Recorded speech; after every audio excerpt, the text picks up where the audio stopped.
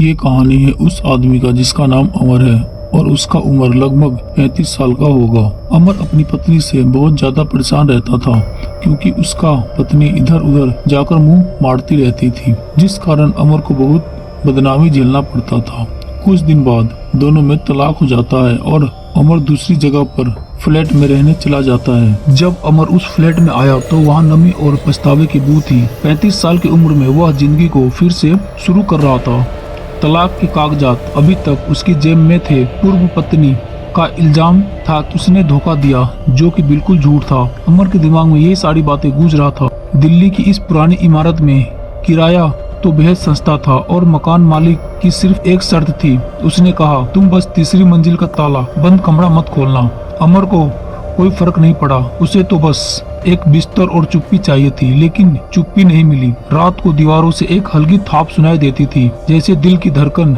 उसने इसे पुरानी पाइप का शोर समझा, लेकिन तीसरी रात तक यह सिर्फ शोर नहीं रहा। उसकी बेडरूम की फर्श पर परछाइयां लंबी हो गई, जो कि उसकी नहीं थी, और फिर फुसफुसाहट शुरू हुई। तुझे यहाँ नहीं आना चाहिए था। अमर ने उठकर चारों तरफ देखा, फिर उसने फ्लैट चेक किया। खाली काले रंग का ताला बंद दरवाजा गलियारे के अंत में खड़ा था।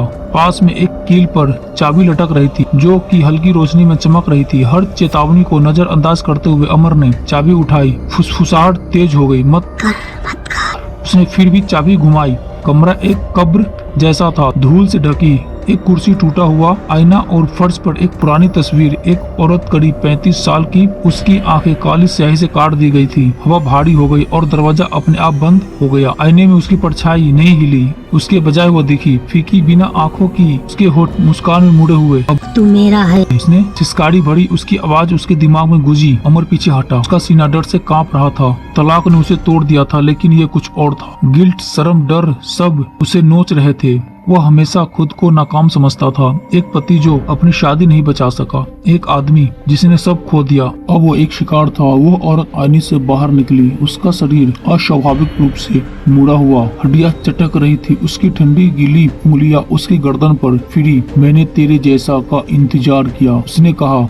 टूटा हुआ कमजोर कमरा अंधेरा हो गया और दीवारों से खून टपकने लगा। लाल धाड़ियां फर्श तक बह रही थी। उसे झलकियां दिखी, उसकी जिंदगी, उसके प्रेमी का धोखा, इस कमरे में उसकी आत्महत्या। वह आखिरी किराएदार थी। अमर दरवाजे की ओर भागा, लेकिन वह नहीं खुला। वह हंसी, उसके नाखून उसके कंधे में धंस गए। तू मुझे नहीं छोड़ सकता। खून उसकी बाह से टपका। हताश उसने तस्वीर उठाई और चिल्लाया, मैं वो नहीं हूँ। उसकी आवाज गुस्से और आंसुओं से टूटी। मैंने किसी को धोखा नहीं दिया। अचानक हवा थम गई। उसका पकड़ ढीली पड़ी। तस्वीर में उसकी कटी हुई आंखें नरम लगी। अमर के घुटने मुड़े और वह रो पड़ा। मुझे बस एक और मौका चाहिए। कमरा हिला। तस्वीर से एक हल्की सुनहरी रोशनी फूटी, जो फैलती गई और उसे निगल गई। उसकी चीख एक फुसफुसाहट में बदल गई, लो तो ले लो। जब रोशनी फीकी पड़ी, कमरा खाली था। दरवाजा खुल गया था। अमर बाहर निकला। तस्वीर में अब उसका चेहरा साफ था। उसने उस रात तस्वीर जला दी। हाथ कांप रहे थे और सुबह तक फ्लैट छोड़ दिया। मकान मालिक ने कुछ नहीं पूछा। महीनों बाद अमर ने जिंदगी फिर से बनाई। नई नौकरी, छोटा फ्लैट और एक हल्की मुस्कान। लेकिन कभी कभी सन्नाटे में उसे एक धड़कन सुनाई देती और उसके नए आईने में एक परछाई ठहरती, बस एक पल के लिए। अमर ने उस पुराने फ्लैट को छोड़े महीनों बीत गए थे। नई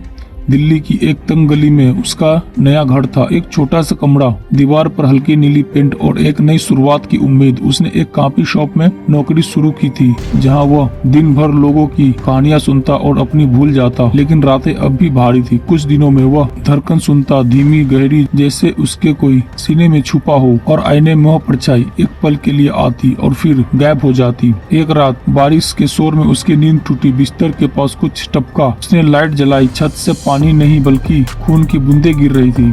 उसका दिल जोर से धड़का। उसने बोला, नहीं, ये फिर से नहीं। उसने ऊपर देखा। छत बिल्कुल साफ था, लेकिन बिस्तर के नीचे से एक फुसफुसाहट आई, मैंने तुझे छोड़ा नहीं। अमर ने बिस्तर उठाया। वहाँ कुछ नहीं था, सिवाय एक छोटे लकड़ी के डब्बे के, जो पहले कभी नहीं देखा था। उसने कांपते हाथों से उसे खोला। अंदर वही तस्वीर थी जो उसने जलाई थी, लेकिन अब उस औरत की आंखें वापस थी, काली और गहरी। उसे घूरती हुई डिब्बे में एक नोट भी था, खून से लिखा हुआ। डब्बे में से एक आवाज आया, तू मेरा हिस्सा है। अमर चीखा और डिब्बा फेंक दिया। कमरे की लाइट झपकने लगी। दीवारों पर खरोच के निशान उभरे, जैसे कोई नाखूनों से उन्हें नोच रहा हो। उसने दरवाजे की ओर दौड़ लगाई, लेकिन वह अपने आप बंद हो गया। पीछे मुड़ा तो वह औरत खड़ी थी। अब उसकी आंखें खून से लाल थी, होठों पर एक क्रूर मुस्कान। तूने सोचा मैं चली गई? उसने कहा, मैं तेरे अंदर हूँ। अमर का दिमाग चकराया। उसने अपने हाथ देखे, उसकी उंगलियां काली पड़ रही थी, जैसे सर रही हो। उसकी छाती में दर्द उठा और वह घुटनों पर गिर पड़ा। उसे याद आया उस रात जब उसने तस्वीर जलाई थी।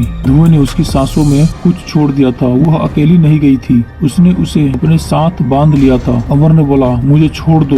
उसने चिल्लाया और उसकी आवाज टूट रही थी। उसका तलाक, उसकी अकेली जिंदगी, ये सब सामने नाच रहा था। अमर ने बोला, मैं पहले ही मर चुका हूँ। वह औरत करीब आई, उसकी सांसें ठंडी और गंध भरी थी। उसने बोला, तू फिर मेरे साथ चल। उसने कहा और उसका हाथ उसकी छाती पर रखा। अमर को लगा जैसे उसकी आत्मा बाहर खींची जा रही हो। तभी उसकी जेब में कुछ गर्म हुआ। उसने हाथ डाला। उसकी माँ का दिया हुआ एक पुराना ताबीज था जो वो हमेशा भूल जाता। उसने उसे बाहर निकाला और ऊपर उठाया और बोला, मुझे माफ कर माँ। उसने रोते हुए कहा, मुझे एक और मौका दे। ताबीज से एक अलग प्रकार की सफेद चमक फूटी, शुद्ध जैसे सूरज की किरण। औरत चीखी, उसका शरीर जलने लगा। बोली, नहीं। वह पीछे हटी, लेकिन रोशनी ने उसे घेर लिया। कमरा हिला और गर्म हवा बह चली। जब रोशनी थमी, वह औरत गायब थी। डिब्बा जलकर राख हो गया था। अमर फर्श पर पड़ा था। ताबीज अब भी उसके हाथ में था, लेकिन चमकता हुआ। उसने उसे सीने से लगाया और हंस पड़ा। आंसुओं के बीच अगले दिन उसने वो फ्लैट छोड़ दिया। एक नया शहर, एक नई जिंदगी की शुरुआत।